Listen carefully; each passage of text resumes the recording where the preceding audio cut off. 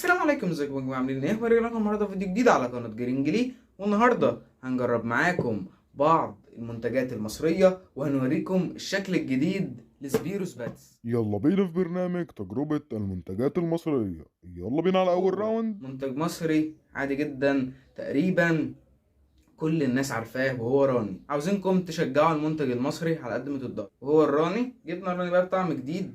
انا اكيد يعني مش هجيب لكم الراني العادي خالص، جبت لكم راني بالموز والفراوله. انا كنت بدوق اللي بالخوخ، اللي بالمانجا، اللي هو بقطع المانجا. كان اول مره اشوف مشروب غازي بالفراوله والموز. جامد على فكره، طعمه شبه البيست الكوكتيل على فكره. تحس ان هو مش موز وفراوله بس، شبه البيست الكوكتيل بس بسنه صودا كده.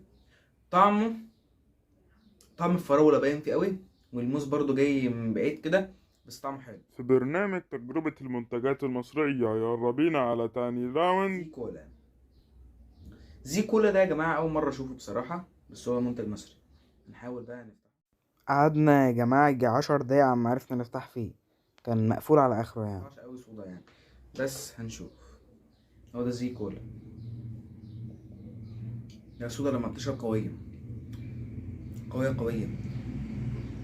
هحاول استطعمه، بس على فكره طعم قريب جدا من الكوكاكولا، طعم قريب جدا يا جماعه من المنتج المقاطعه. زي كولا اشتروه يا جماعه، بجد جامد.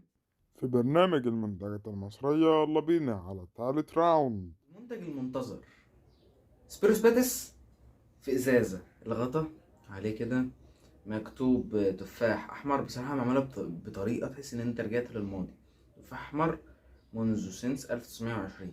فتحناه وبصراحه طلع صودا اكتر من زي كولا، واحنا بندوق بس هنشوف برضو في البق طعمه فيه صودا ولا لا.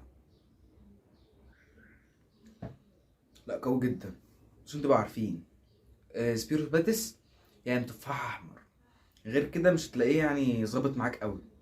تفاح احمر هو احلى حاجه في سبيروس باتس بصراحه.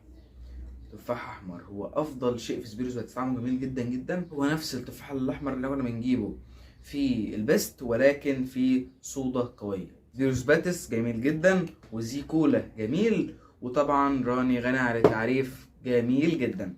فكده ممكن معاكم تجربه المنتجات المصريه. تحطوا لايك وتشجعونا تحت في الكومنتات باي كومنت. وبس كده، سلام.